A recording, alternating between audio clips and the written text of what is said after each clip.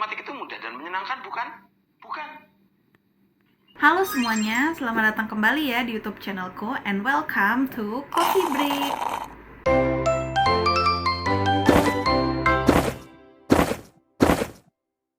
Jadi pada Coffee Break episode ketiga hari ini aku ingin membahas hal-hal yang berkaitan tentang kesejahteraan guru yang ada di Indonesia. Nah, jadi seperti yang kita tahu, pendidikan merupakan salah satu ujung tombak yang menggerakkan peradaban manusia, sehingga beban yang harus ditanggung oleh guru-guru sebagai seorang pengajar generasi bangsa sangatlah besar. Akan tetapi, di Indonesia ternyata profesi guru merupakan salah satu profesi dengan gaji yang paling kecil apabila kita bandingkan dengan profesi-profesi yang lainnya yang berada di Indonesia. Sehingga, hal ini jugalah yang merupakan salah satu faktor yang menyebabkan hashtag kabur aja dulu menjadi semakin marak di Indonesia. Sudahlah gaji guru sangat kecil, beban yang harus ditanggung oleh mereka juga sangat besar. Namun ternyata bukan itu saja loh.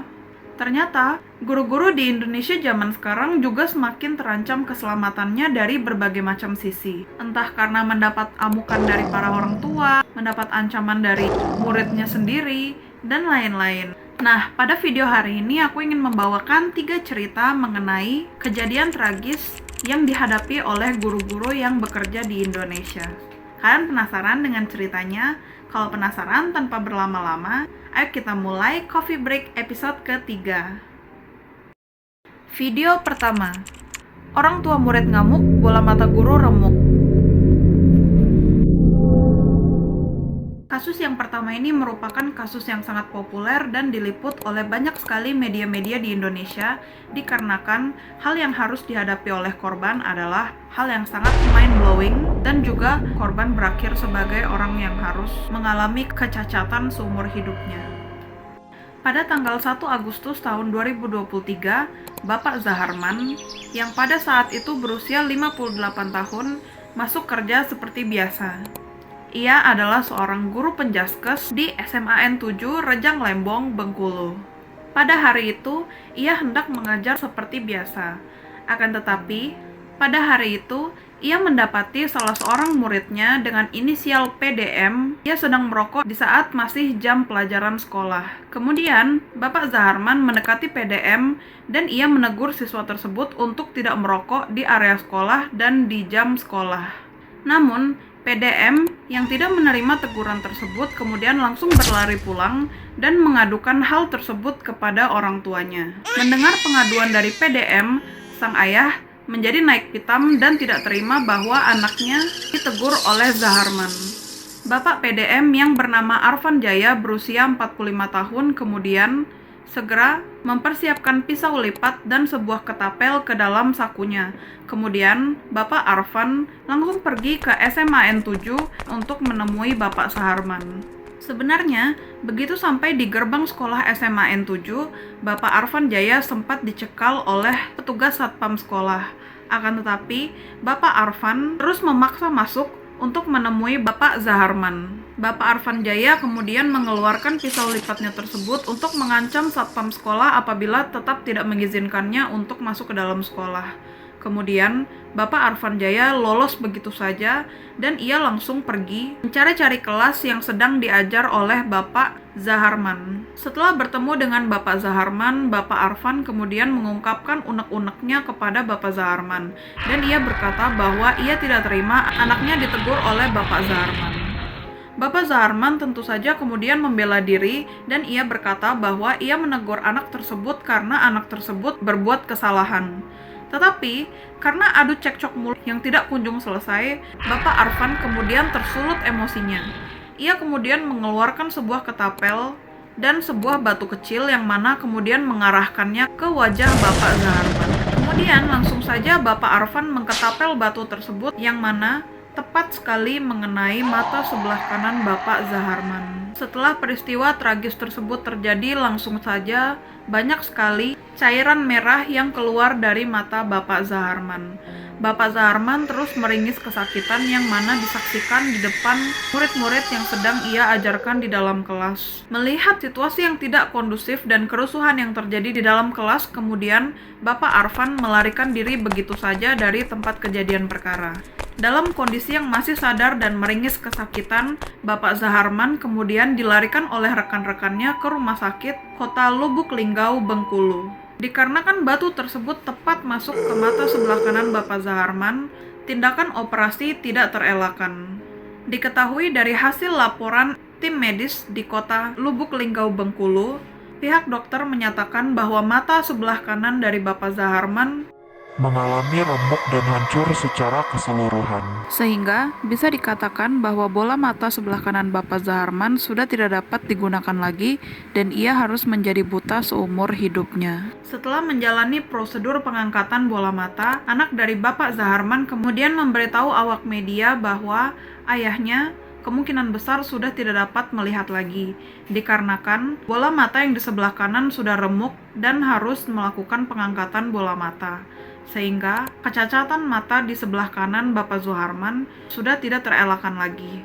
Sementara anaknya juga mengatakan bahwa ayahnya sudah memiliki katarak yang sangat parah di bola mata bagian sebelah kiri, sehingga kedua bola matanya tersebut sudah tidak bisa digunakan untuk melihat lagi, dan Bapak Zaharman harus menghadapi hal tersebut seumur hidupnya.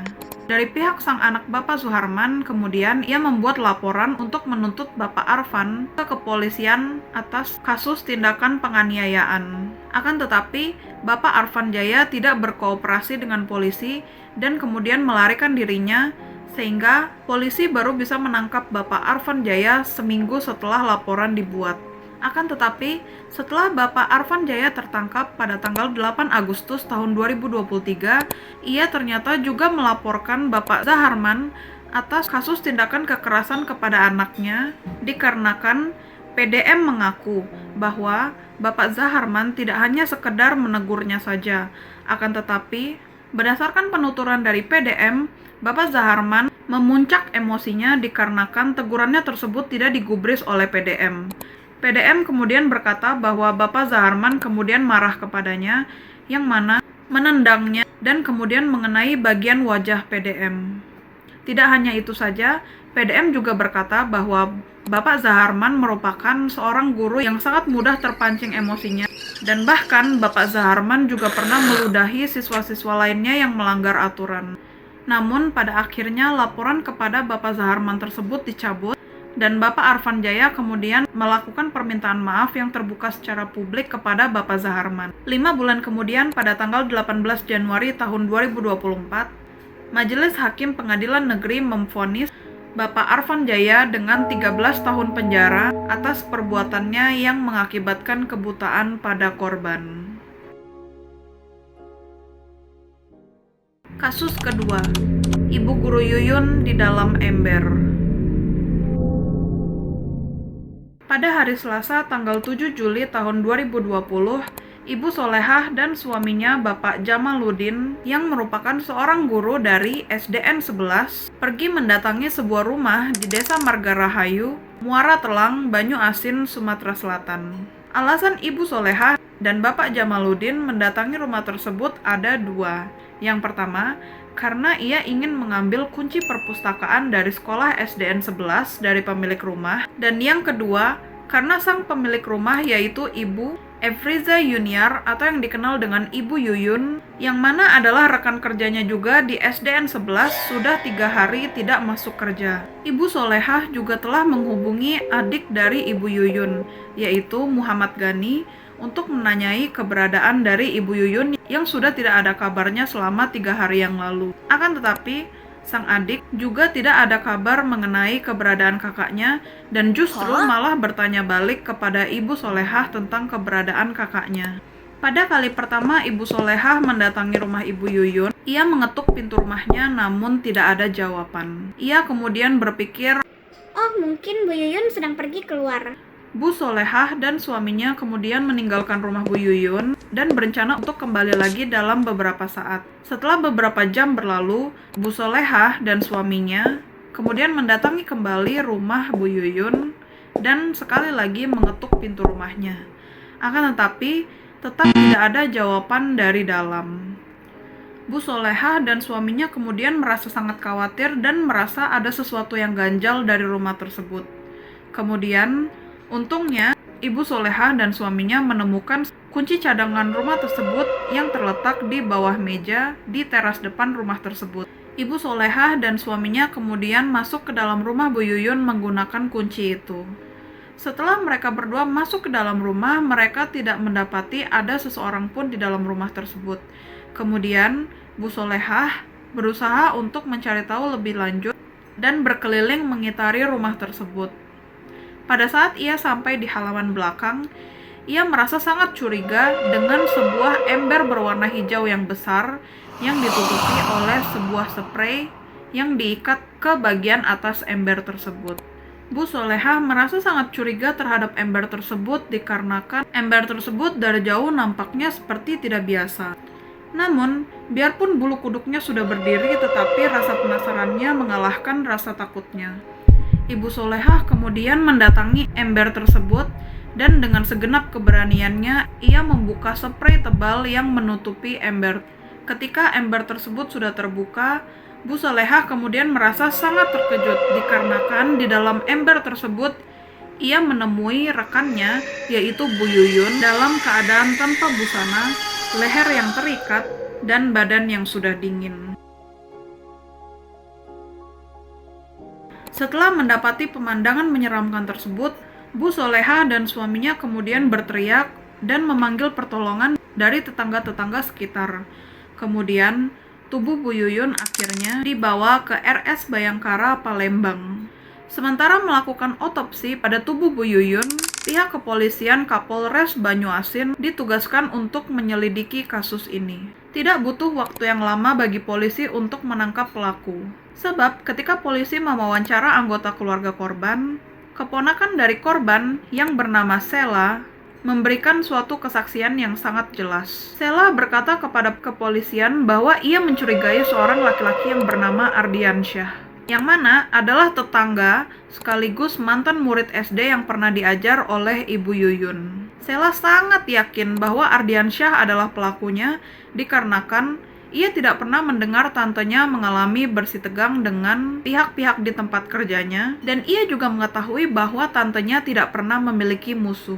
Sementara di lain sisi, Ardiansyah adalah seorang pemuda yang memiliki reputasi yang sangat tidak baik di desa tersebut. Ia pernah tertangkap basah oleh tetangga lainnya sedang mengintip Bu Yuyun mandi berkali-kali. Selain daripada itu juga, Ardiansyah juga pernah tertangkap basah sebanyak 2 kali masuk ke dalam rumah Ibu Yuyun tanpa izinnya untuk melakukan aksi pencurian. Sudah diperingatkan berkali-kali untuk tidak mengulangi lagi kejadian tersebut dan masalah ini diselesaikan secara kekeluargaan, akan tetapi kelihatannya Ardiansyah sama sekali tidak mengindahkan peringatan tersebut.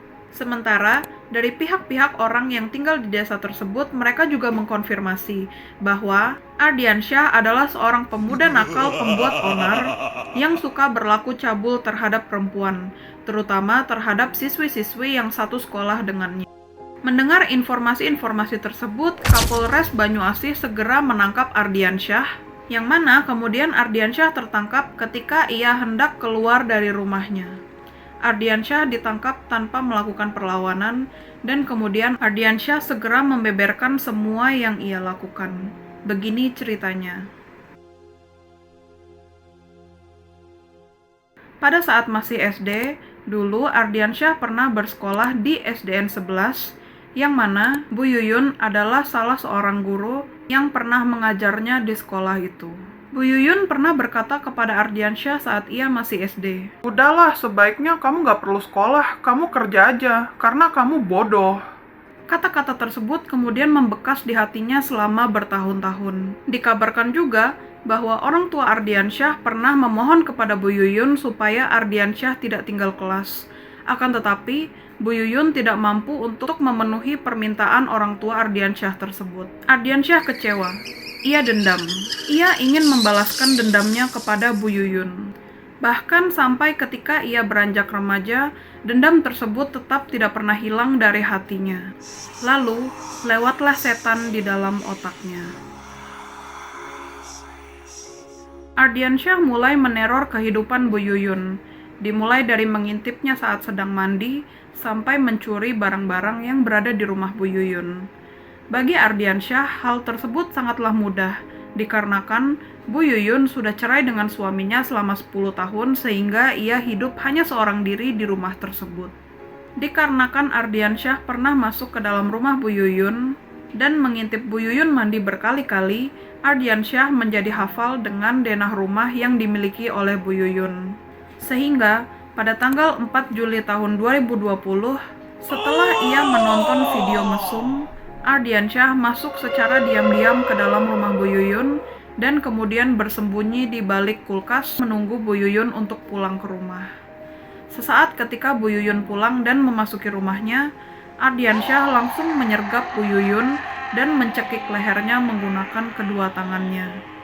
Bu Yuyun sempat pingsan, namun sempat tersadar kembali ketika ia hendak diperkaos oleh Ardiansyah. Dikarenakan Bu Yuyun yang terus memberontak dan meminta pertolongan dengan suara yang keras, Ardiansyah mulai panik. Ia kemudian menyumpal mulut Bu Yuyun dengan ikat rambutnya. Setelah itu, leher Bu Yuyun dijerat menggunakan kabel charger dan ikat pinggang.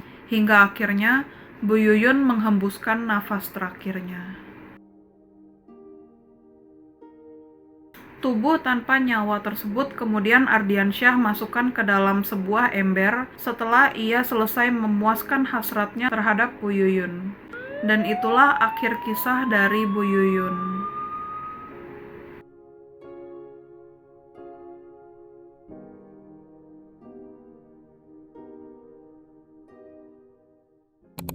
Video ketiga, murid SD yang kurang ajar terhadap gurunya. Di sebuah video yang pernah viral, nampak ada seorang anak SD dari Kabupaten 50 Sumatera Barat yang bersikap kurang ajar kepada gurunya. Ia terlihat sangat marah kepada gurunya sampai ia menendang-nendang pintu kelas. Terlihat di dalam video itu, anak SD tersebut sangat marah sampai ia mengucapkan kata-kata kasar dalam bahasa Minang kepada gurunya. Tidak hanya hal itu saja, anak SD ini bahkan mengancam akan memukul gurunya. Dilihat dari video tersebut, sang guru tetap berusaha untuk menenangkan anak tersebut. Akan tetapi, anak SD itu tetap tidak menghiraukan apa yang gurunya katakan dan terus-menerus memaki-maki ibu guru itu. Dapat dilihat juga bahwa anak-anak lain di sekitarnya merasa ketakutan dengan aksi yang dilakukan oleh anak tersebut. Identitas dari anak tersebut tidak dipublikasikan, namun video ini menjadi sangat viral di media sosial. Nah teman-teman, jadi itulah 3 video yang ingin aku bagikan berkenaan tentang mirisnya tenaga-tenaga pengajar yang ada di Indonesia. Sebenarnya, kalau mau kita membandingkan dengan negara lain, contohnya Austria, negara Austria memberlakukan profesi guru sebagai salah satu profesi dengan pendapatan tertinggi di negaranya. Kemudian kita juga bisa lihat dengan negara Afrika Selatan. Di negara Afrika Selatan, meskipun gaji guru bukanlah yang paling tinggi, akan tetapi gaji guru selalu berada di atas UMR, yang mana setelah mereka mengabdikan dirinya selama bertahun-tahun, gaji tersebut bahkan bisa naik sekitar 2-3 kali lipat, dan apabila sudah bekerja di atas 10 tahun, mungkin bisa dinaikkan hingga 5-6 kali lipat. Dan apabila kita bandingkan dengan negara India yang masih memberlakukan kasta, maka kasta seorang guru adalah kasta Brahmana, yang mana merupakan puncak dari rantai kasta yang berada di India. Hal tersebut terjadi dikarenakan orang-orang yang berada di India diniscayakan untuk menghormati guru mereka, dikarenakan guru adalah seseorang yang berjasa untuk memajukan suatu peradaban. Nah, kalau sudah seperti ini, tentu saja tagar kabur aja dulu menjadi sangat valid dong, karena ternyata negara lain bahkan jauh lebih menghargai tenaga kerja pendidik dibandingkan di dalam negara sendiri. Tapi kalau menurut kalian bagaimana? Boleh tulis di kolom komentar di bawah ya. Nah, jadi sekian dulu video untuk hari ini. Kalau kalian suka dengan video ini, boleh tekan tombol like, tinggalkan komen, dan jangan lupa untuk subscribe channel ini. Sampai ketemu lagi ya di video selanjutnya. Dadah!